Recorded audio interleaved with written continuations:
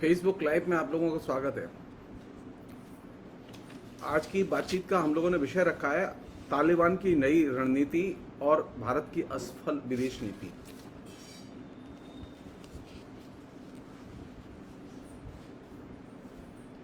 जैसा कि आप जानते हैं कि मैंने 7 जुलाई को जब अचानक अमेरिका ने अपने अधिकांश सैनिक बिना किसी घोषणा के काबुल से बाहर निकाल लिए और सिर्फ 650 सैनिक अमेरिकी एम्बेसी में तैनात करके अमेरिका सारा अस्त्र शस्त्र, हेलीकॉप्टर, जहाज, तमाम संसाधन जो अमेरिका के थे, इवन राडार तक, वे सब काबुल में छोड़ के वो भाग गए। और वे भाग गए ये इस तर्क के साथ कि अब जो अफगानिस्तान में जो सो कॉल्ड सरकार है, वो सरकार अब तालिबानियों के साथ में निपट लेगी। लेकिन अमेरिकी एम्बेसी के लिए वो 650 सैनिक तैनात करके गए कि ये अमेरिकी जो यहाँ पर एम्प्लॉई हैं उनकी रक्षा के लिए 650 सैनिक रहेंगे और धीरे धीरे यहाँ से ये 650 सैनिक अमेरिकी एम्बेसी को खाली करा के यहाँ से निकल लेंगे। आप लोग जानते हैं कि वो 7 जुलाई को मेरा जब प्रोग्राम हुआ उसके बाद में अचानक मालूम पड़ा कि फेसबुक लाइव से 1 महीने के लिए मुझे वंचित कर दिया गया। मेरे ऊपर फेसबुक ने पाबंदी लगा दी और पाबंदी इस बिना पर लगाई, उसने ये बहाना लेके लगाई कि मैंने कोई 2 साल 2.5 साल पहले मैंने कोई हिटलर का एक फोटो जो कि ऑलरेडी फेसबुक पर सर्कुलेशन में था, जहां से वो फोटो मेरे पास आया, उस फेसबुक पन्ने पर उन्होंने पाबंदी नहीं लगाई, लेकिन उसको बहाना लेके उन्होंने मेरे फेसबुक लाइव पर पाबंदी 1 महीने के लिए लगा दी और मैं फेसबुक लाइव नहीं कर पाया। संभवतः मैं नहीं जानता ज्यादा और दूसरा, लेकिन जहां तक मेरी जानकारी है संभवतः फेसबुक लाइव का जो अफगानिस्तान पर 7 जुलाई का जो प्रोग्राम था मेरा, वो हिंदुस्तान का पहला प्रोग्राम था किसी भी भाषा में।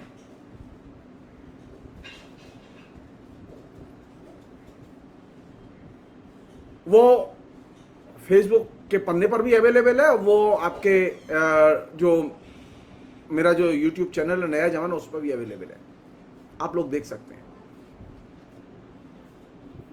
मैंने जो शंकाएं उस समय और जो धारणा उस समय व्यक्त की थी, वे बात के एक्शन से वो पुष्ट हुई।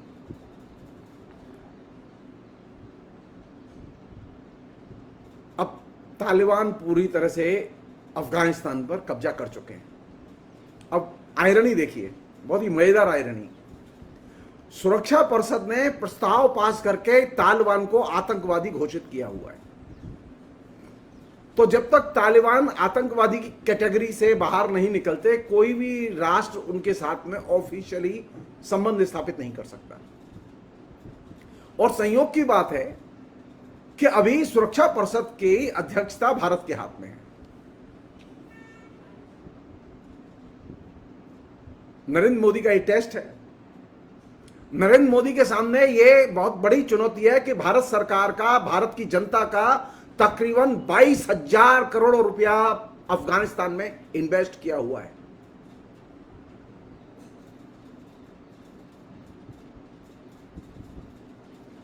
नरेंद्र मोदी की सरकार किसी भी लेवल पर, अनौपचारिक लेवल पर भी तालिबान के लोगों के साथ में एक एंगेजमेंट जो था उसको भी बरकरार नहीं रख पाई।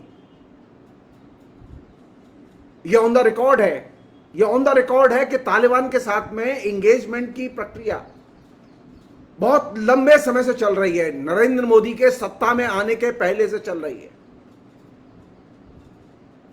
भारत उसका हिस्सा था। भारत, चीन और रूस, ये 3 देश मिलके तालिबान के साथ में लगातार एक एंगेजमेंट बनाए हुए थे और वो बातचीत चल रही थी। लेकिन नरेंद्र मोदी के सत्ता में आने के बाद में उस एंगेजमेंट से भारत अचानक बिना कोई कारण बताए निकल गया। क्यों निकल गया ये नरेंद्र मोदी जाने। तो नरेंद्र मोदी के दिमाग में एक फितूर है जो कि जिसकी बहुत बड़ी कॉस्ट अब भारत को देनी होगी अगर नरेंद्र मोदी ने अपने उस फितूर को दिमाग से नहीं निकाला तो।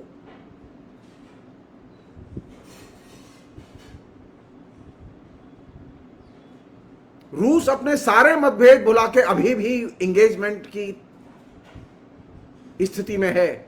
रूस ने अपनी एम्बेसी काबुल में खाली नहीं की, रूस का एक एम्प्लॉय बाहर नहीं गया। चाइना के लोग अभी भी काबुल में हैं, लेकिन भारत को एम्बेसी खाली करनी पड़ी। क्यों? क्या परेशानी थी? एक अनौपचारिक एंगेजमेंट तालिबान के साथ रखने में, अनौपचारिक संवाद, बेहतर संवाद रखने में डिप्लोमेटिकली क्या परेशानी थी? क्या भारत के जो बड़े पैमाने पर जो निवेश भारत का हुआ है, जो करीब 22,000 करोड़ रुपए से अधिक का है, क्या उसे लेकर सरकार की कोई जिम्मेदारी नहीं बनती? वह जो तापी का प्रोजेक्ट जो कि मनमोहन सिंह की सरकार के जमाने में शुरू हुआ तुर्कमेनिस्तान से, जिसकी पाइपलाइन अफगानिस्तान होते हुए भारत आ रही है, क्या उस तापी के तेल के प्रोजेक्ट को क्या हम लोग अब तालिबान के रहमो करम पर छोड़ देंगे?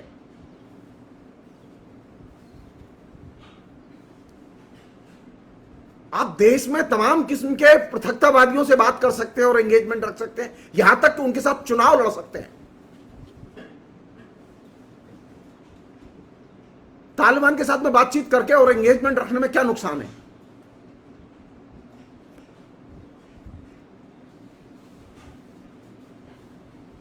तालिबान के साथ एंगेजमेंट रख के भारत के हितों की रक्षा तो की जानी चाहिए।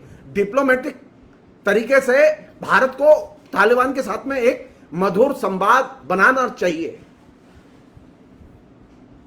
नरेंद्र मोदी को अपनी इस जो खांचा है दिमाग में, जो एंटी मुस्लिम खांचा है, इस दिमाग से विदेश नीति को निकालना चाहिए। और ये जो स्टीरियोटाइप टेररिज्म की जो धारणा दिमाग में बैठी हुई है, इससे निकालना चाहिए।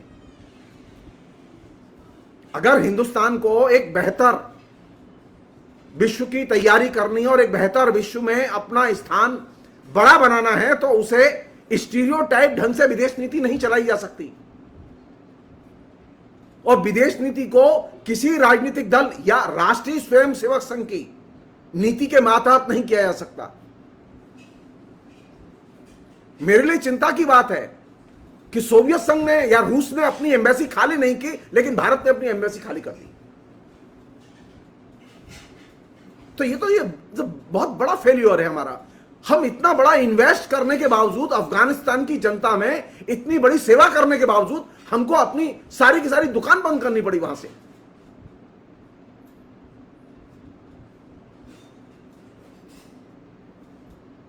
तो मेरी पहली अपील यह है कि भारत सरकार अपने स्टैंड पर पुनर्विचार करे और तालिबान के साथ में एंगेजमेंट शुरू करे। भारत की संपत्ति, भारतीयों की सुरक्षा और एंगेजमेंट, इन चीजों को केंद्र में रख के एक अनऑफिशियल चैनल खोले, उनसे बातचीत करे। विदेश नीति ये जो है ना, ये बीजेपी के जो हैकर्स हैं उनके सहारे नहीं चलती। आप यहां फेसबुक पन्ने चला सकते हैं एंटी मुस्लिम कैंपेन करके, आप आतंकवाद के खिलाफ कैंपेन करके यहां पर फेसबुक के पन्ने और यहां के मीडिया को हाँक सकते हैं, लेकिन विदेश नीति इससे नहीं चलती। और अगर विदेश नीति इसके आधार पर चलेगी तब तो आपका जो इतना बड़ा जो आपने जो काम किया है भारत ने वहां, वो सारा काम एकदम पानी। भारत सरकार का एक भी पॉजिटिव बयान अभी तक नहीं आया है, एंगेजमेंट का एक भी बयान नहीं आया अभी तक, जो चिंता की चीज है। भारत सरकार को और नरेंद्र मोदी को स्वयं, अब वो सुरक्षा परिषद के चेयरमैन हैं। आपको अगर ये बात मेरी अच्छी लगे या न लगे, लेकिन मैं एक बात बहुत साफ कह रहा हूं, आने वाले कुछ समय में सुरक्षा परिषद तालिबान को आतंकवाद की श्रेणी से बाहर कर देगा। आप लिख लीजिए इसे, आप चाहें तो ये डेट भी याद रखिएगा। 1996 में जो तालिबान था, 2021 में तालिबान वैसा नहीं है। आप उसके बारे में कुछ भी बोलिए। हमारे बहुत सारे दोस्त हैं जो कि फेसबुक पर हैं, वे पिछले 2 दिन से जो तालिबान के आने पर जो जिस तरह से वो लिख रहे हैं, इससे पता चलता है कि विदेश नीति को पढ़ने लिखने की कभी किसी ने जहमत नहीं उठाई है।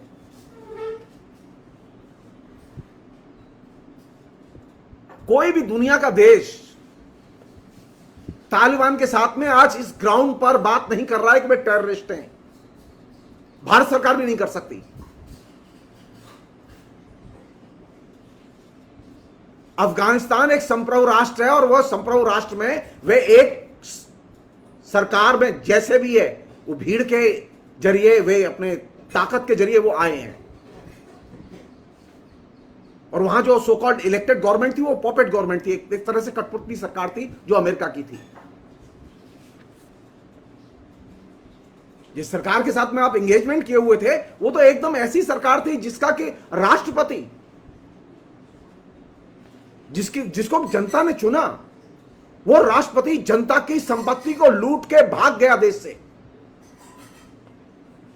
4 कार में डॉलर रुपए भरे हुए थे, हवाई जहाज में रुपए चढ़ा के लेके भाग गया वो उज्बेकिस्तान। रूस के प्रतिनिधि ने सही मांग की है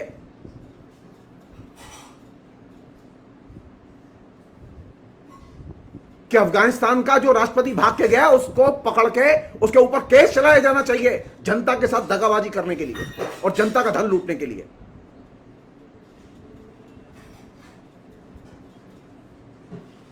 अगर राष्ट्रपति को जाना ही था तो जा सकता था, लेकिन जनता की संपत्ति लूट क्या भागे क्यों?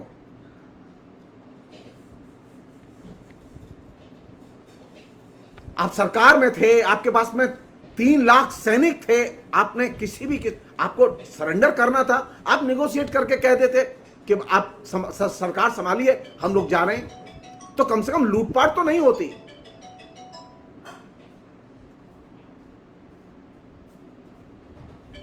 बड़े पैमाने पर लूटपाट हुई है और बड़े पैमाने पर इस लूटपाट का मतलब उसमें राष्ट्रपति शामिल है। यह तो आश्चर्य की बात है। और राष्ट्रपति नोटों की गाड़ियां भर भर के ले जा रहा है एयरपोर्ट पर, और गाड़ियों से नोट बिखरते हुए जा रहे हैं हवाई पट्टी पर। शर्मनाक चीज है ये। ऐसा लुटेरा राष्ट्रपति तो हमने कभी हिस्ट्री में पढ़ा नहीं कि लूट के सामान नोटों की गाड़ियों से भर के हवाई जहाज में नोट भर के ले जा रहा हो अपने देश से, जिसको जनता ने चुना हो।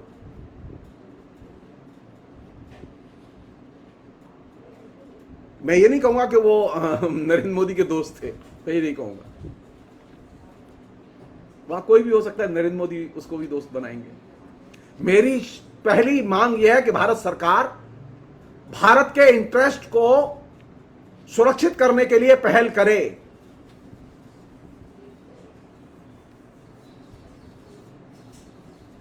और इस बार अगर चूक हुई तो इसके परिणाम बहुत सीरियस होंगे। दुनिया में ही नहीं, भारत के आसपास के देशों में हम भयानक आइसोलेशन झेलेंगे। मनमोहन सिंह की सरकार की एक ब्यूटी थी कि वे तालिबान के साथ में भी वे निगोशिएशन में शामिल थे।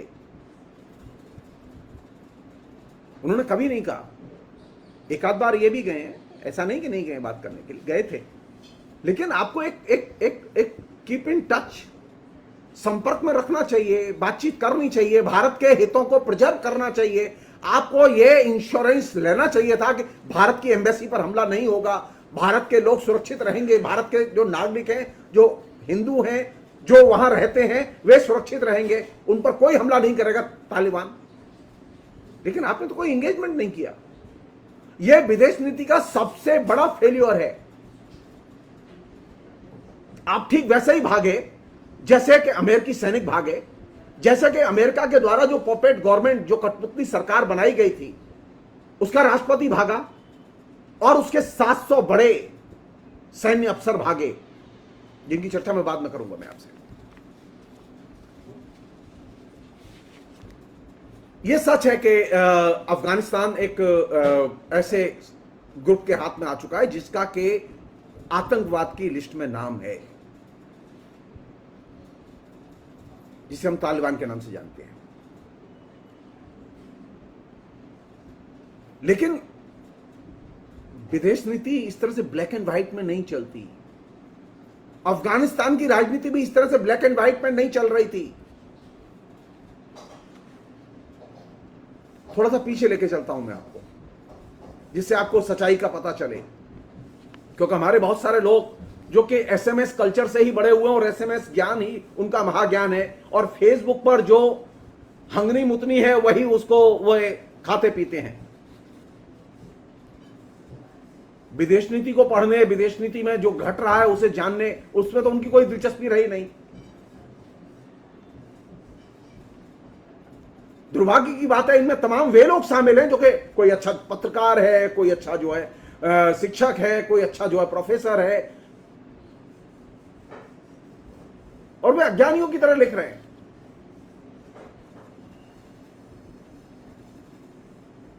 क्या तालिबान के आने के बाद अफगानिस्तान में बर्बर हमले ज्यादा हुए हैं? मैं तालिबान की हिमायत नहीं कर रहा हूं। तालिबान ने जो अपराध किए हैं, तालिबान की जनता देखेगी। याद कीजिए जब अमेरिका अफगानिस्तान आया था, आप याद कीजिए, और याद कीजिए कि आज जो भाषण, जो बयान अमेरिका के राष्ट्रपति ने दिया है, हॉरेबल बयान है। पहले मैं वो बयान के कुछ अंश आपको सुनाना चाहता हूं, बताना चाहता हूं। अमेरिकी राष्ट्रपति ने सोमवार को एक राष्ट्रीय संबोधन किया, और राष्ट्रीय संबोधन में उसने कहा कि अफगानिस्तान का हमारा लक्ष्य राष्ट्र निर्माण करना नहीं था,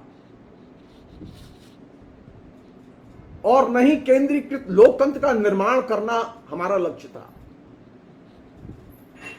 हमारा लक्ष्य था कि अफगानिस्तान जैसा पहले था वैसा ही रहे। हम अमेरिका पर आतंकी हमले रोकने के लिए वहां गए थे। ये सोमवार को जो अमेरिकी राष्ट्रपति ने, बिडेन ने जो बयान दिया है, कल जो बयान दिया है, ये उसकी मुख्य बात है। अमेरिका किस लिए अफगानिस्तान गया था? राष्ट्र निर्माण करने अमेरिका नहीं गया था, यह अमेरिका का राष्ट्रपति कह रहा है। और ये सच में अमेरिका ने वहां राष्ट्र निर्माण नहीं किया। अमेरिका ने सिर्फ करप्शन पैदा किया और डिपेंडेंसी पैदा की, निर्भरता पैदा की।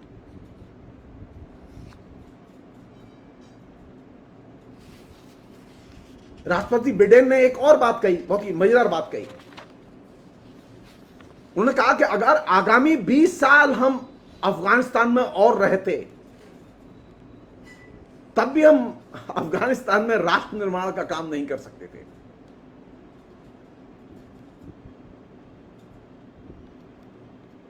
और उनका निष्कर्ष क्या है, जो कि बहुत ही कमाल का निष्कर्ष है। बिडेन ने कहा, चाहे जितना सैन्य बल लगा दीजिए, अफगानिस्तान में स्थिर, सुरक्षित और एकीकृत अफगानिस्तान का निर्माण करना संभव नहीं है। यह अमेरिका के राष्ट्रपति का एक तरह से पराजय संबोधन है, और पराजय को एक्सेप्ट करना है। अब हम लौट के वहां चलते हैं जहां अमेरिका शुरू किया था। हम वहां चलते हैं जहां से कि हमारे दिमाग में अमेरिका के प्रोपेगेंडा के जहर को फैलाया गया था और बैठाया गया था। वो प्रोपेगेंडा हमारे दिमाग में अभी भी है। मेरे दिमाग में अमेरिका ने जो वहां अपराध किए हैं, मैंने उन अपराधों को कभी भी एक तरह से माफ नहीं किया कि अमेरिका लोकतंत्र की रक्षा के लिए गया। मैंने लिखा भी है टाइम टू टाइम इस पर। मेरा अभी भी मानना है कि अमेरिका वहां पर लोकतंत्र की रक्षा के लिए नहीं गया था, ना आतंकवाद को कुचलने के लिए गया था। बिडेन ने सही कहा कि उनका लक्ष्य था कि अफगानिस्तान जैसा है वैसा रहे। लेकिन हम कहना चाहते हैं, आपने अफगानिस्तान को जैसा था वैसा नहीं रहने दिया। क्या किया था आपने? अभी आगे आने वाले समय में हम उन तमाम स्पीचेस की चर्चा करेंगे जो अमेरिका के राष्ट्रपतियों ने दिए हैं अफगानिस्तान के संदर्भ में। थोड़ा सा इंतजार कीजिए आप। जब 2001 में अफगानिस्तान पर अमेरिका ने हमला किया, तो अमेरिका ने दो कैंपेन बहुत बड़े लॉन्च किए जो कि अभी भी हमारे जेहन में है। पहला कैंपेन क्या था कि अमेरिका वहां इसलिए गया है क्योंकि अमेरिका की सुरक्षा खतरे में है और अमेरिका में जाके जो है आतंकवादी हमले कर रहे हैं जो जिनका के केंद्र अफगानिस्तान है। और दूसरा अमेरिका का कैंपेन पॉइंट यह था कि अफगानिस्तान में आतंकवादियों के द्वारा स्त्रियों के अधिकारों का हनन हो रहा है, तो स्त्रियों के अधिकारों को सुरक्षित करने के लिए वे अमेरिका जा रहे हैं। और इसके लिए उन्होंने एक नए शब्द को इस्तेमाल किया जो कि वो पहले से कर रहे थे। उनका कहना था कि ये जो अमेरिका का जो अफगानिस्तान पर हमला है इसे युद्ध न कहा जाए बल्कि ह्यूमैनिटेरियन वार कहा जाए, मानवीय युद्ध कहा जाए। और इस मानवीय युद्ध के नाम पर हजारों लाखों जो फेक नरेटिव आख्यान हमारे बीच में प्रचारित किए गए। किस तरह से मानवीय युद्ध लड़ा गया था उसकी एक झलक दे रहा हूं मैं आपको। 2001 में जब अमेरिकी सेना ने अफगानिस्तान पर हमले बोले तो उन्होंने येलो क्लस्टर बमों से हमले बोले। और ये येलो क्लस्टर बम कैसे होते थे? ये येलो क्लस्टर बम होते थे जैसे कि अभी कोरोना की जो अभी पैकेट बढ़ रहे हैं, नरेंद्र मोदी ने अपना फोटो देके खाना अन्नदान अन्न दिवस मनाया नरेंद्र मोदी ने। येलो क्लस्टर बम अमेरिका ने पीले पैकेट में भर के अफगानिस्तान के गांव गांव में बरसाए गए हवाई जहाज से। गांव में जो वो पैकेट बरसाए गए तो वो पीले पैकेट में बंद थे, वो अंदर क्या था कोई नहीं जानता था। तो गांव के लोग, बच्चे, औरतें, तमाम लोग उन पैकेटों को लूटने के लिए भागे कि अरे ये तो कोई, क्योंकि वहां भयानक स्थिति थी उस समय, अभी भी भयानक स्थिति है, लोग भयानक गरीबी के शिकार हैं वहां। तो येलो क्लस्टर बम को उन्होंने समझा कि ये हवाई जहाज से जो अमेरिका के जहाज आए हैं, इन हवाई जहाजों से खाने की सामग्री फेंकी जा रही है और बांटी जा रही है। और लोगों ने जाके, बच्चों ने जाके, अफगानिस्तान के बच्चे, अफगानिस्तान की औरतें, उन्होंने जाके वो क्लस्टर बम के पैकेट, जो येलो क्लस्टर बम थे, उनके पैकेट उठा लिए। और उसके बाद क्या हो सकता है आप कल्पना कर सकते हैं। जिसने भी पैकेट उठाया, जिसने भी पैकेट खोला, वो धमाके से उड़ गया। हजारों लोग मर गए क्लस्टर बमों से, हजारों लोग मर गए। उनकी कहानियां आपके बीच में नहीं आई।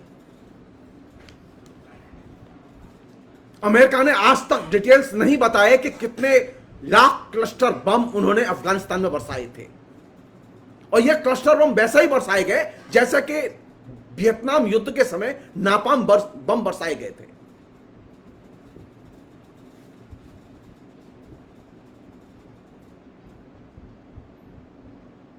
और ये जो क्लस्टर बम थे, जाहिर है कि इन क्लस्टर बमों से किसका नुकसान हुआ?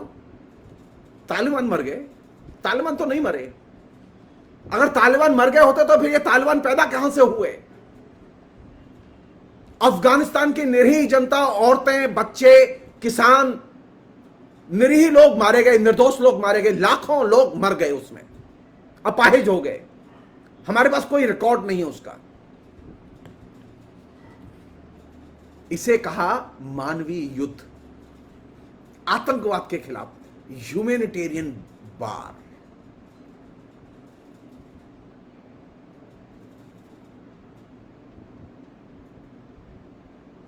जिन इलाकों में तालिबान का जलवा था, दबाव था, वहां पर भी ये क्लस्टर बम बरसाए गए और अल्टीमेटली तालिबान को खदेड़ के रेगिस्तान में और वहां पहाड़ियों में खदेड़ के भेज दिया गया।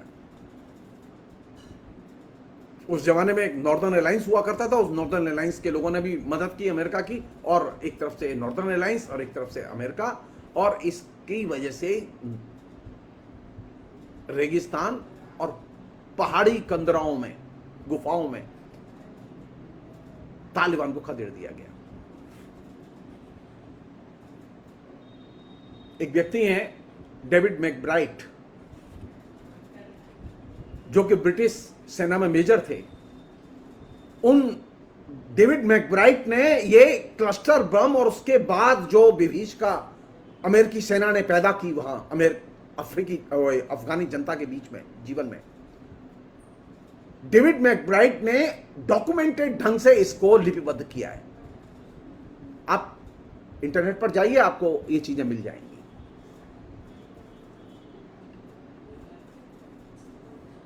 दूसरा जो महत्वपूर्ण आख्यान था, जो कि हमारे बीच में अभी भी प्रचलित है, और उसकी आइकॉन मलाया, स्त्री उत्पीड़न अफगानिस्तान में तालिबान के जन्म के पहले से भी था। मैं एक प्रोग्राम में कह चुका हूं कि जो वहां औरतें थीं, उनके सामने और भी समस्याएं थीं। उनके सामने पैट्रियार्की भी एक समस्या है, उनके सामने जो और भी दूसरे पिछड़ापन के जरिए जुड़ी हुई जो समस्याएं, वो भी समस्याएं थी। तालिबान भी एक समस्या है। लेकिन स्त्रियों के अधिकारों के रक्षा के प्रश्न को अमेरिका ने अपने ह्यूमैनिटेरियन बार को जस्टिफाई करने के लिए सबसे अधिक बेचा और प्रोपेगेट किया। सवाल किया जाना चाहिए कि पिछले 20 साल में अफगानिस्तान की स्त्रियों की दशा में सुधार हुआ या गिरावट आई? अगर सुधार हुआ था तो ये इतने जल्लाद कहां से पैदा हुए?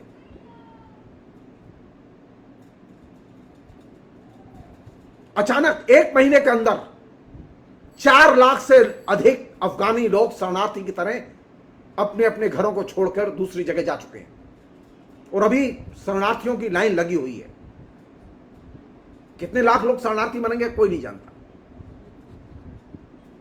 तो आपने पहले झूठ बोला कि आप आतंकवाद से लड़ने के लिए अफगानिस्तान जा रहे हैं, लेकिन आपने आतंकवाद को 20 साल में नष्ट नहीं किया। आपने तालिबान को 20 साल में नष्ट नहीं किया। आपने दूसरा नैरेटिव यह गढ़ा कि आप स्त्रियों के अधिकारों की रक्षा के लिए जा रहे हैं, लेकिन आपने स्त्रियों के अधिकारों की रक्षा नहीं की।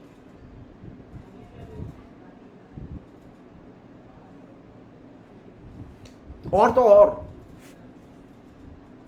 अमेरिकी जो सरकार है और राजसत्ता है, वो इतनी बेशर्म और कृतघ्न राजसत्ता है कि उसने अपने सैनिकों के अधिकारों की भी रक्षा नहीं की।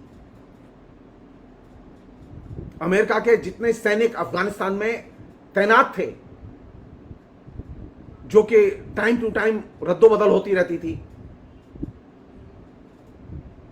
अधिकतर सैनिक वहां से एडिक्शन के शिकार होकर लौटे और अधिकतर सैनिक डिप्रेशन में लौटे।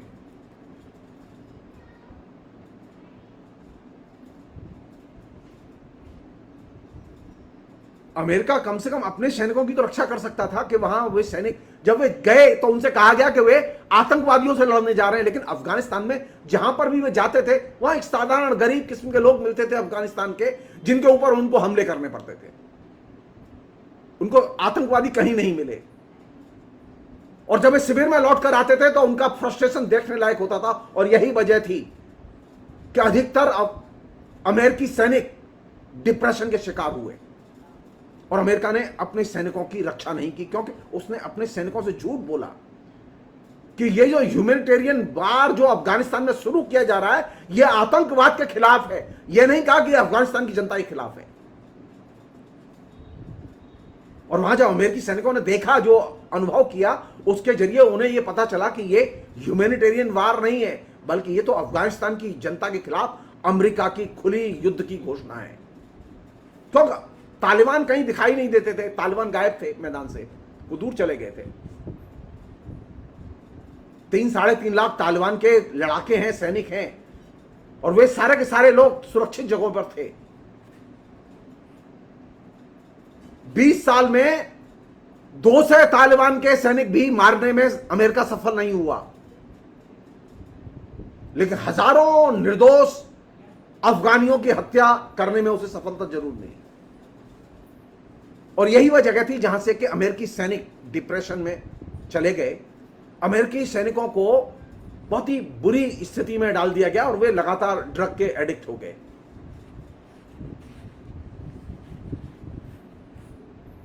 एक और चीज है जो कि बहुत महत्वपूर्ण चीज है।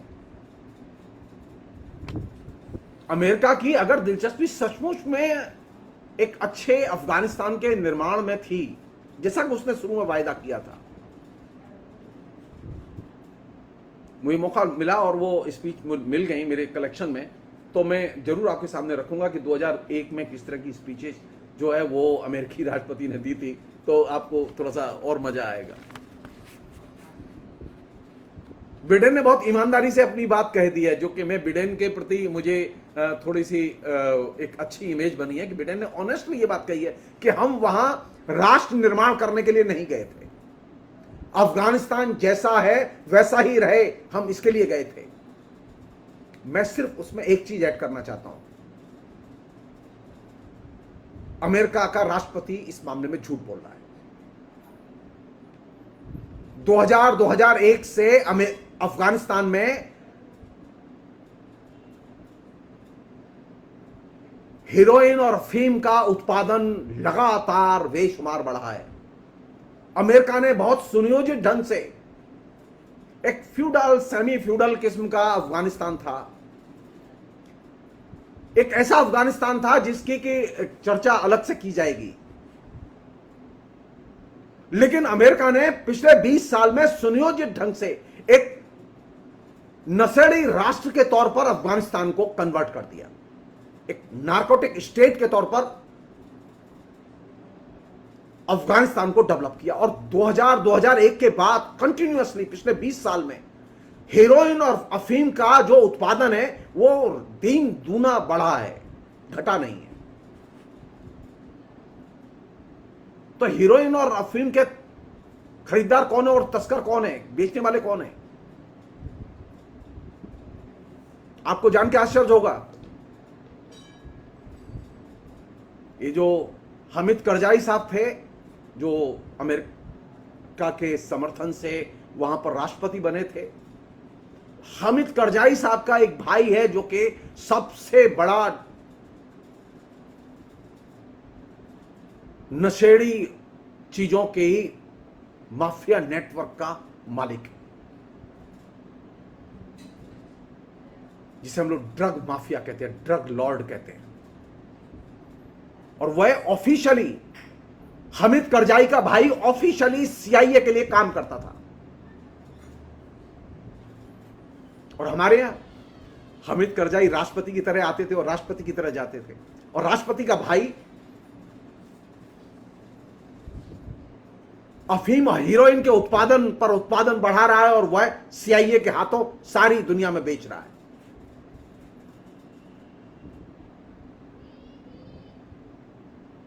बात अगर होगी तो खुल के होगी। फिर पॉपेट्स गवर्नमेंट क्यों बनाता है अमेरिका? क्योंकि उसे जगह जगह अपने इस तरह के अवैध धंधे करने होते हैं। पूछो हामिद करजाई का भाई अभी कहां है? हामिद करजाई कहां है? जो इलेक्टेड प्रधान राष्ट्रपति था वो तो भाग गया, मतलब बोरियो नोट लेके, एक पूरा हवाई जहाज भर के नोट लेके गया, डॉलर लेके गया। हामिद करजाई जो इसके पहले थे, जो राष्ट्रपति थे, उनका भाई कहां है?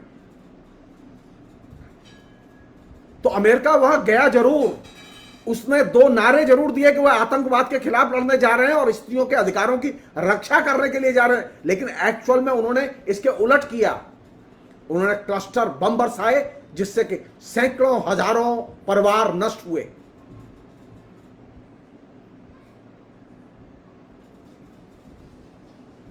और ये क्लस्टर बम जिनसे कि परिवार नष्ट हुए, उसके पीड़ित अभी भी सैकड़ों हजारों की संख्या में अफगानिस्तान में उपलब्ध हैं।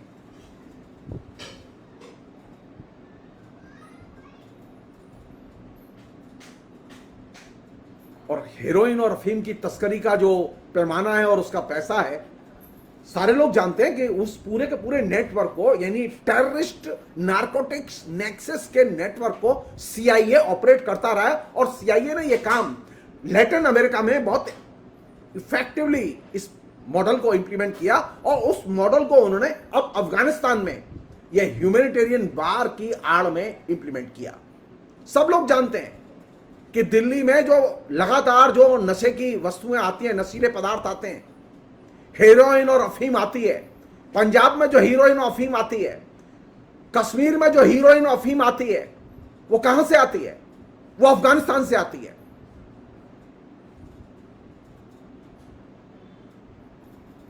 मैं पहले भी कई बार कह चुका हूं कि नरेंद्र मोदी की सरकार या पहले की कोई भी सरकार किसी भी ड्रग माफिया को, उसके सरगना को पकड़ने में असफल रही है, आगे भी असफल रहेंगे। क्योंकि अफीम का जो पूरा कारोबार है जिसे कि संभाले हुए हैं लोग, वो तो हामिद करजाई का भाई संभाले हुए है, जो कि सीआईए के लिए काम करता है। आपकी हिम्मत है सीआईए के किसी नुमाइंदे पर हाथ डालने की? नहीं है।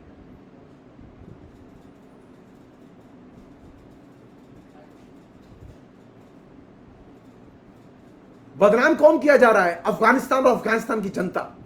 अरे अफगानिस्तान की जनता अत्यंत गरीब जनता है, उसके पास कुछ नहीं है, पहनने के लिए कपड़े नहीं, खाने के लिए अन्न नहीं, रहने के लिए घर नहीं, सिर्फ रेगिस्तान, कोई मॉडर्नाइजेशन नहीं हुआ वहां। और आप चाहते हैं अफगानिस्तान की जनता आतंकवादियों से लड़े, तालिबान को पछाड़ दे, जिस तालिबान की रक्षा में अमेरिका की सेना पूरी दमखम से 20 साल तक जुटी रही।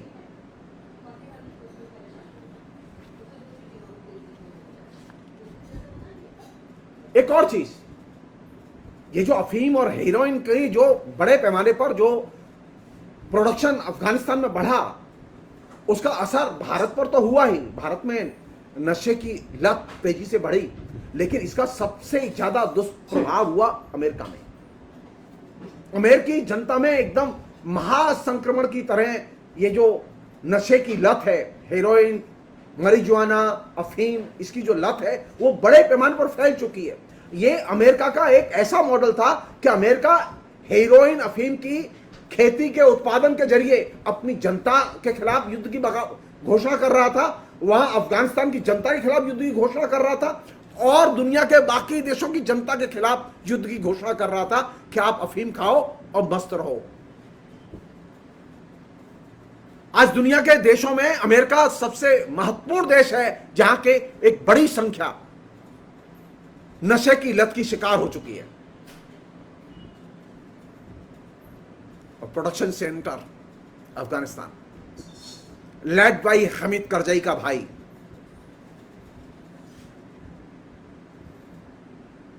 एक और चीज है जो लोग सोच रहे हैं कि, और लिख भी रहे हैं, मैं ये नहीं कह रहा हूं कि अफगानिस्तान में अभी जो चल रहा है और अभी जो तालिबान आए हैं उन्होंने कोई वायलेंस नहीं किया, उन्होंने वायलेंस किया है, उसकी भी चर्चा अलग से हम लोग करेंगे। वायलेंस किया है, उसकी निंदा की जानी चाहिए। मैं उम्मीद कर रहा हूं कि तालिबान के लोग वायलेंस नहीं करेंगे। फिर भी यह सवाल तो पलट के किया जाना चाहिए, क्या पिछले 20 साल में अमेरिका के रहते हुए अफगानिस्तान में वायलेंस हुआ था कि नहीं हुआ था? क्या अचानक अभी वायलेंस शुरू हो गया? क्या अफगानिस्तान में जब अमेरिका था तो हिंसा बंद हो गई थी? सच्चाई है कि ये सच्चाई है कि अफगानिस्तान में 20 साल में अमेरिका ने पूरे के पूरे अफगानिस्तान को विध्वंस के कगार पर पहुंचा दिया। कोई दिन ऐसा नहीं गुजरा अफगानिस्तान में जिस दिन हिंसा नहीं हुई हो। तो ये मीडिया जो ये हाइप पैदा कर रहा है, इसको कम करके समझने की जरूरत है। ये अमेरिका के अपराधों पर पर्दा डालने के लिए हाइप पैदा की जा रही है।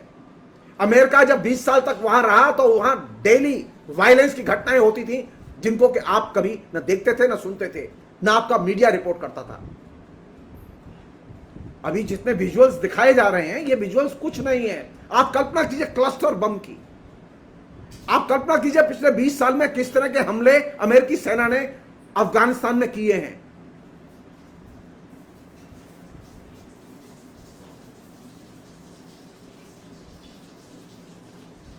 अमेरिका ने अफगानिस्तान में रहते हुए अफगानिस्तान की जनता को असहाय और निरस्त्र बनाया, और ज्यादा कंगाल बनाया।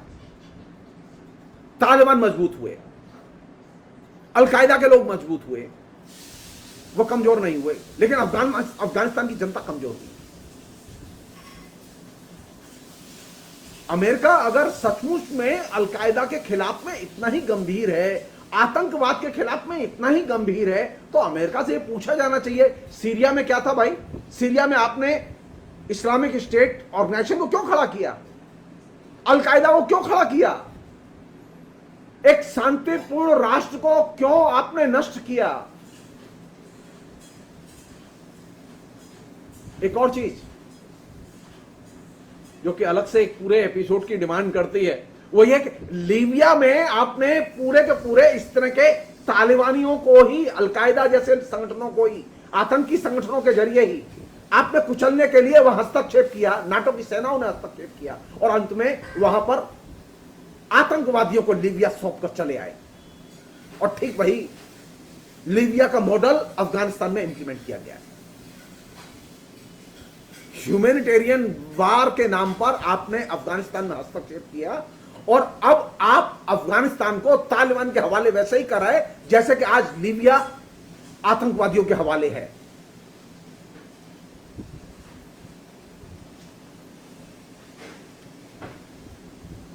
कहने का मतलब यह कि अमेरिका जो 20 साल रहा अफगानिस्तान में, उसका अमेरिका का अफगानिस्तान को एक स्थिर, सुव्यवस्थित, डेमोक्रेटिक राष्ट्र बनाने का कोई लक्ष्य नहीं था।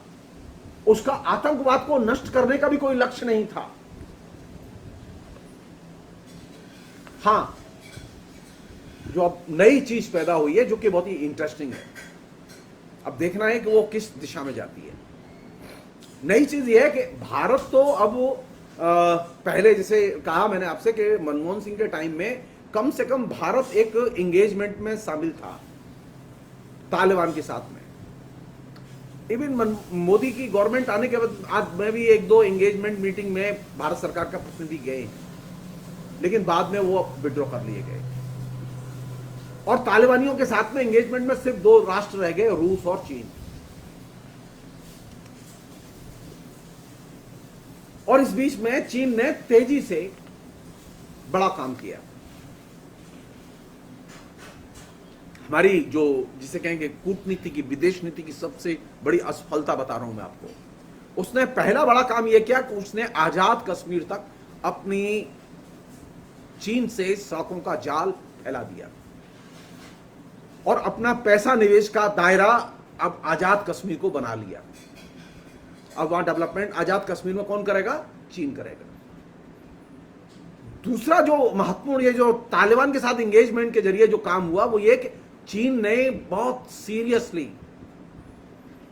तालिबान के साथ में अपनी बातचीत जारी रखी और बातचीत ही जारी नहीं रखी, चीन के वे इलाके जो कि मुस्लिम बहुल इलाके थे, उन इलाकों से सटे हुए अफगानिस्तान के एक हिस्से को जबरिया अपने चंगुल में ले लिया, कब्जे में ले लिया। अफगानिस्तान को उन्होंने एकदम समझा दिया है और तालिबान को समझा दिया है कि भाई इस मामले में बोलो मत, और हमारे जो मुसलमान हैं, चीन में रहने वाले मुसलमान हैं, उनके बीच में घुसने की कोशिश मत करना।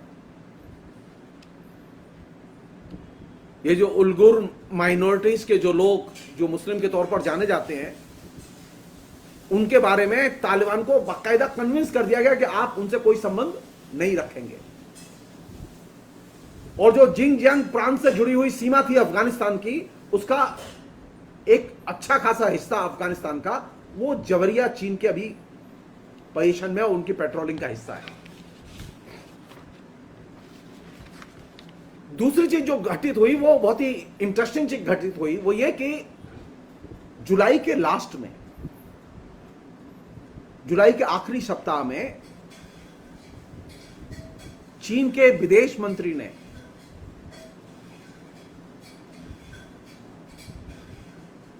तालिबान के राजनीतिक प्रमुख मुल्ला अब्दुल गनी बारादर से डायरेक्ट बात की। और यह डायरेक्ट बातचीत करने के पहले, एक दिन पहले, उन्होंने बातचीत की अमेरिका के उप विदेश मंत्री से।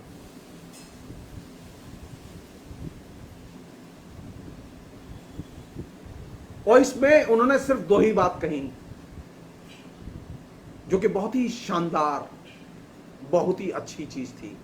वो ये कि हम अफगानिस्तान का पुनर्निर्माण करना चाहते हैं और हम आपके साथ में सहयोग करना चाहते हैं। चीन की नजर अफगानिस्तान के खनिज संपदाओं पर है। अफगानिस्तान दुनिया के देशों में सबसे बड़ा खनिज संपदाओं से भरा हुआ देश है। चीन ने एक जमाने में 80% से अधिक खनिज संपदा की खाने अपने हिस्से में ले लिए हैं, लेकिन वे काम नहीं कर पा रहे थे इन तालिबान के एक्टिविटीज की वजह से, लेकिन वो उनके पास है। कुछ हिस्सा भारत के भी पास है जो भारत ने लिया, लेकिन अधिकतर हिस्सा चाइना के खनिज संपदा का, क्योंकि वो विश्व की सबसे बड़ी खनिज संपदा का हिस्सा है।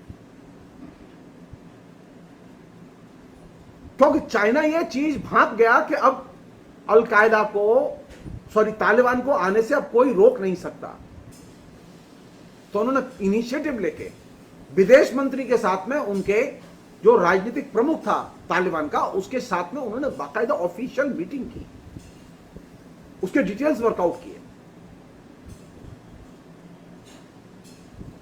और ये एक गारंटी ली कि जिनजियांग क्षेत्र में, जहां के मुस्लिम बहुल इलाका है, उस जिनजियांग क्षेत्र में तालिबान कोई इंटरेस्ट नहीं लेगा और हस्तक्षेप नहीं करेगा।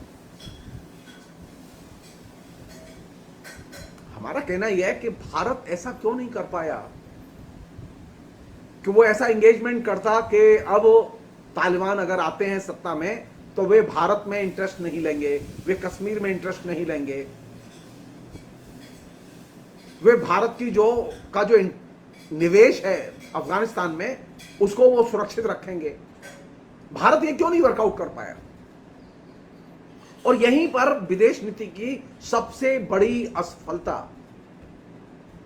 सामने आती है।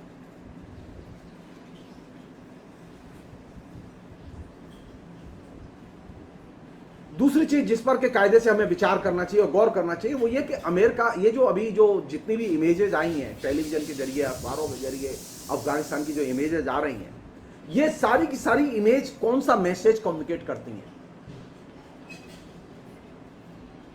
तालिबान आ रहे हैं, जनता केओस है, एयरपोर्ट पे केओस है, राष्ट्रपति सामान लेके भाग रहा है, पैसा लेके भाग रहा है, ये तमाम चीजें किस चीज का संदेश दे रही हैं? इवन अमेरिका अपने एम्बेसी को खाली कराने के लिए उसने नए सिरे से 6,500 सैनिक भेजे हैं। ऑलरेडी 3,500 सैनिक वहां थे। ये सिर्फ एक मैसेज देते हैं कि अमेरिका के बारे में जो लोग सोचते हैं कि बहुत कॉम्पिटेंट और सक्षम राष्ट्र है, अमेरिका एकदम अक्षम राष्ट्र है, एक ही मैसेज देते हैं। दूसरा एक मैसेज जाता है कि अमेरिका एकदम दुरंगे किस्म की राजनीति करता रहा है विदेश नीति के नाम पर। वो प्रोपेगेंडा कुछ करता है और एक्चुअल में पॉलिटिक्स कुछ और करता है देश में। और इसका एक बड़ा कारण यह भी है कि जो वो करता है उसके बारे में न तो अमेरिकी जनता जानती है और न अमेरिकी शासक ही जानते हैं। अमेरिका इतना झूठ बोलता है और इतना झूठा नैरेटिव का प्रचार करता है कि वहां सरकार में भी जो बैठे लोग हैं वे झूठ को सच मानने लगे हैं। कारण क्या है कि अमेरिका के प्रोपेगेंडा की ब्यूटी क्या है कि वो पहले एक रियलिटी जो है निर्मित करता है, फिर उसे मीडिया और मनोरंजन के जरिए आपके बीच में प्रक्षेपित करता है, संप्रसारित करता है। और यह यथार्थ वह नागरिकों और विदेशी लोगों, अपने देश के नागरिकों के बीच में भी और विदेश में भी वह प्रक्षेपित करने में, प्रोपेगेट करने में सफल हो जाता है। लेकिन अफगानिस्तान के मामले में उसकी एक ट्रिक या धूर्तता एकदम नंगी हो गई, क्योंकि अमेरिका की नीति से न तो अफगानिस्तान की जनता प्रभावित हुई और न अमेरिका की जनता प्रभावित हुई और न दुनिया की जनता प्रभावित हुई अमेरिका की इस दुरंगी नीति से। ये जो 20 साल जो झूठ बोला गया पूरे मीडिया में कंसिस्टेंटली, वो एक्सपोज हो चुका है। इस पूरे जो विजुअल्स अभी आ रहे हैं उससे पता चलता है कि अफगानिस्तान में टोटल क्योस है और वहां पर कोई व्यवस्था नाम की चीज नहीं थी।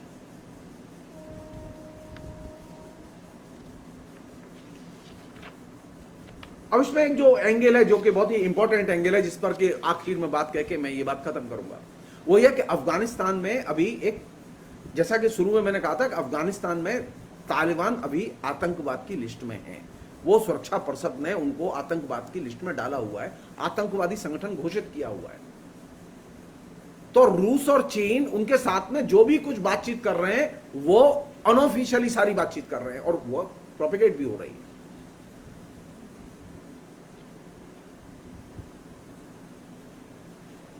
रूस के इंटरेस्ट भी है इसमें।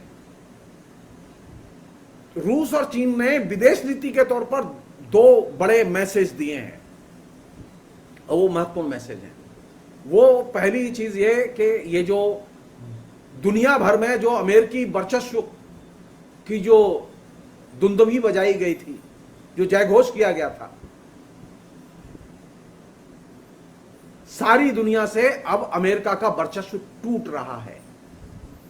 अफगानिस्तान से जाने का, अमेरिका के जाने का पहला मैसेज यह है कि अमेरिका की दुनिया भर में हेजेमनी खत्म हो रही है। सेकंड चीज जो कि रूस और चीन ने दोनों ने वर्कआउट की है, जो कि बहुत महत्वपूर्ण है,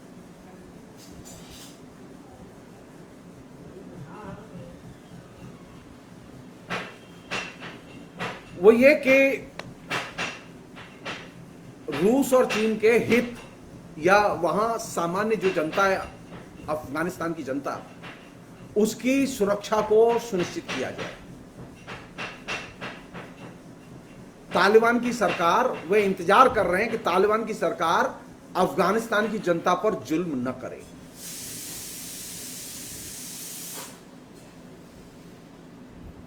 वो चाहते हैं कि तालिबान की सरकार जो है वो आम लोगों को सुरक्षा प्रदान करे। तो पहला मसला है सिक्योरिटी का, और सिक्योरिटी के मसले पर वो देखना चाहते हैं कि तालिबान के साथ में जो उनकी लगातार बातचीत होती रही है वो बातचीत नीचे कैसे मैटेरियलाइज होती है, तालिबान का प्रशासन कैसे आचरण में उसे लाता है। दूसरी चीज जो वो कर रहे हैं, जो कि अभी भी जारी है, वो ये कि वो लगातार तालिबान के जो नेता हैं उनके साथ में वे इंगेजमेंट, एक संपर्क संबंध और डायलॉग वे बनाए रखना चाहते हैं, और वह डायलॉग अभी भी जारी है। वे नहीं चाहते कि सुरक्षा और परस्पर संवाद के क्षेत्र से तालिबान बाहर चला जाए। रूस और चीन की इसमें बढ़त चीन को मिली है। अब ये सोचिए नरेंद्र मोदी कितने महान नेता हैं कि वे अब अफगानिस्तान को भी अब उन्होंने चीन के हवाले कर दिया। ये झूठा प्रोपेगेंडा है कि पाकिस्तान अफगानिस्तान के पीछे, एक गलत प्रोपेगेंडा है। असल में चाइनीज हितों का एक्सपेंशन हो रहा है। चाइनीज हितों का एक्सपेंशन जम्मू कश्मीर तक हो चुका है और चाइनीज हितों का एक्सपेंशन अब अफगानिस्तान में होगा। अफगानिस्तान के जो मौजूदा नेता हैं तालिबान के, वे यही चाहते हैं कि यहां पर अमेरिका तो पैसा अब लगाएगा नहीं, तो पूंजी निवेश आए, नई टेक्नोलॉजी आए। तो चाइना ने इसका एश्योरेंस दिया है कि हम निवेश करेंगे। रूस ने यह एश्योरेंस दिया है कि हम निवेश करेंगे। वो सिर्फ यह देखना चाहते हैं कि पीसफुली तालिबान शासन करने में कितने सक्षम साबित होते हैं। वो ये भी चाहते हैं कि तालिबान ये कोशिश करें कि अफगानिस्तान आतंकवादियों का स्वर्ग न बने।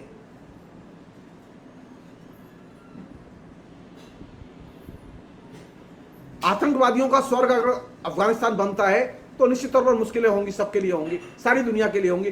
तो वे अफगानिस्तान की जनता की सुरक्षा के लिए और आसपास के क्षेत्र की सुरक्षा के लिए उन्होंने एक प्रस्ताव रखा है जिसको कि आप भी समझ लीजिए।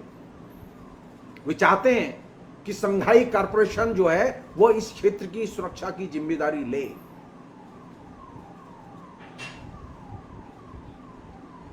जाहिर है संघाई कॉरपोरेशन में चाइना की बहुत महत्वपूर्ण भूमिका है, रूस की बहुत महत्वपूर्ण भूमिका है, उसमें ईरान भी है, उसमें और भी देश हैं, तो वो चाहते हैं कि अंतर्राष्ट्रीय सेना की मौजूदगी में अफगानिस्तान की जनता को सुरक्षा दी जाए, तालिबान शासन करें, लेकिन अफगानिस्तान की जनता की सुरक्षा को सुनिश्चित बनाने के लिए अंतर्राष्ट्रीय सेनाएं यहां पर उतारी जाएं और उसका जिम्मा संघाई कॉरपोरेशन के देशों को दिया जाए।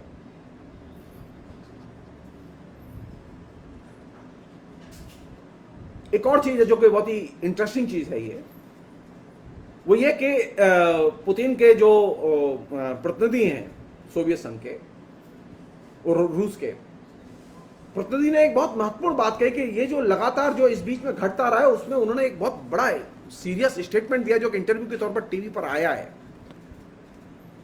सुन रहा था मैं। वो बहुत ही अद्भुत बात कही है। उन्होंने कहा कि जो अभी जो पपेट गवर्नमेंट थी अमेरिका की, जिसका राष्ट्रपति दुम दबा के भाग गया, जनता को असहाय छोड़ के भाग गया, बोले कि उसके साथ में निगोशिएट करके एक रास्ता निकालना अफगानिस्तान के लिए ज्यादा मुश्किल था, उसकी तुलना में तालिबान के साथ में बात करना और रास्ता निकालना ज्यादा आसान है। अब आप सोचिए, अमेरिका के जरिए तालिबान की समस्या को सुलझाने में अमेरिका की कितनी दिलचस्पी थी, इससे इसका अंदाजा लगेगा आपको। सारी की सारी दुनिया की नजर रूस और चीन के ये जो एंगेजमेंट है तालिबान के साथ में, इस पर टिकी हुई है। और सबसे जो दिलचस्प घटना घटेगी जो कि मैं आपसे शेयर करना चाहता हूं, वो ये कि भारत अभी सुरक्षा परिषद का चेयरमैन है, और भारत के चेयरमैन रहते हुए ही ये मेरा अनुमान है, मैं भविष्यवाणी तो नहीं कर सकता, मैं डिप्लोमेट तो हूं नहीं, हाँ पॉलिटिकल एक्टिविस्ट जरूर हूं, लेकिन भारत के रहते ही तालिबान को आतंकवाद की सूची से निकाला जाएगा, यह तय है।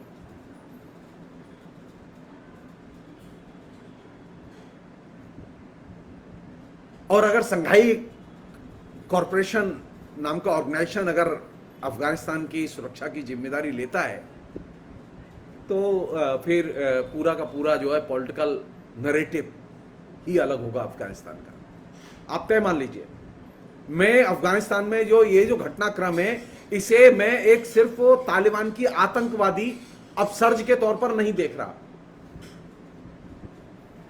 बल्कि मैं इसे दूसरे ढंग से देख रहा हूं। मेरा मानना यह है कि इसमें कुछ अच्छी चीजें घटित होंगी।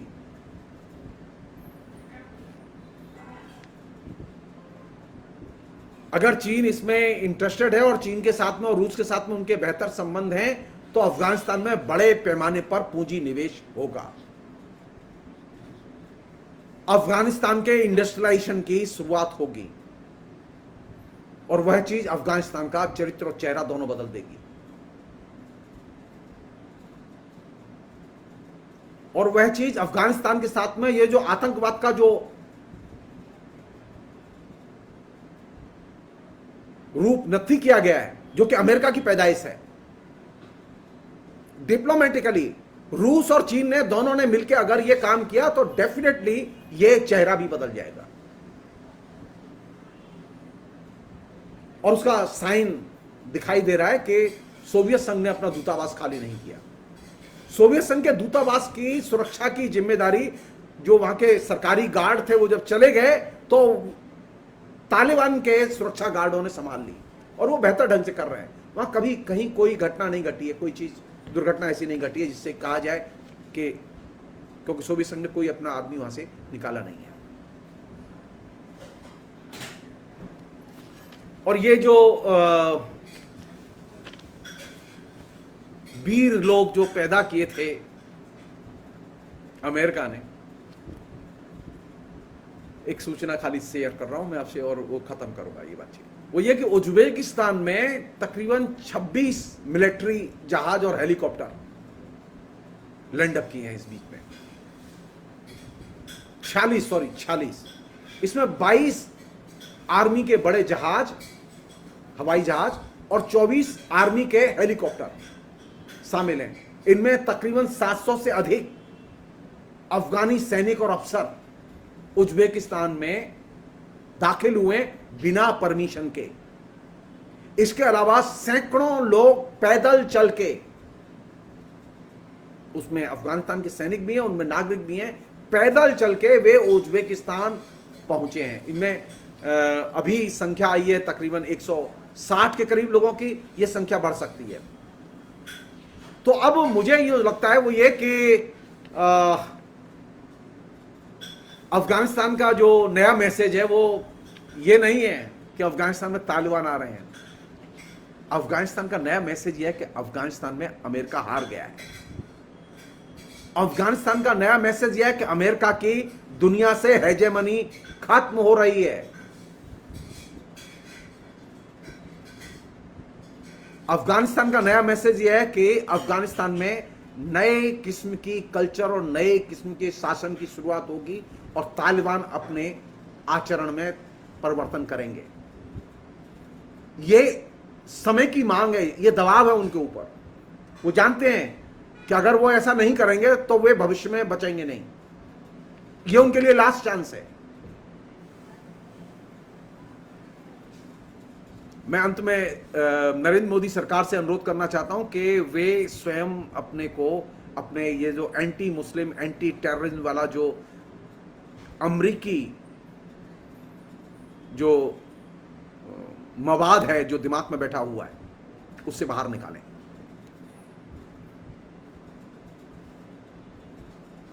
भारत के हितों को देखें और अफगानिस्तान की जनता को देखें। अफगानिस्तान की जनता की रक्षा कैसे की जा सकती है, इसके लिए जरूरी है कि आप तालिबान के साथ में एंगेजमेंट बढ़ाएं। रूस एंगेजमेंट कर रहा है, चाइना एंगेजमेंट कर रहा है, भारत क्यों नहीं एंगेजमेंट करेगा? आपकी क्या नाक कट जाएगी? फिर आप ये कैसे कहेंगे कि मुसलमान आतंकवादी होते हैं? जाहिर है कि वोट बैंक पर असर तो पड़ेगा थोड़ा सा। इतनी कॉस्ट तो देनी पड़ेगी देश सेवा के लिए, इतनी कॉस्ट तो देनी पड़ेगी विदेश नीति के लिए। मोदी जी, तालिबान से बात करो। 26,000 करोड़, 22,000 करोड़ से अधिक रुपया भारत का अफगानिस्तान में निवेश हो चुका है, उसकी रक्षा करो। वहां सैकड़ों हजारों हिंदू रहते हैं, उनके जीवन और जानो माल की रक्षा करो। अफगानिस्तान से बातचीत करो और तालिबान से बातचीत करो। और ये एंटी मुस्लिम, एंटी टेरर जो स्टीरियोटाइप जो अमेरिका ने दिमाग में कैप्सूल की तरह बिठाए, इसे बाहर निकालो।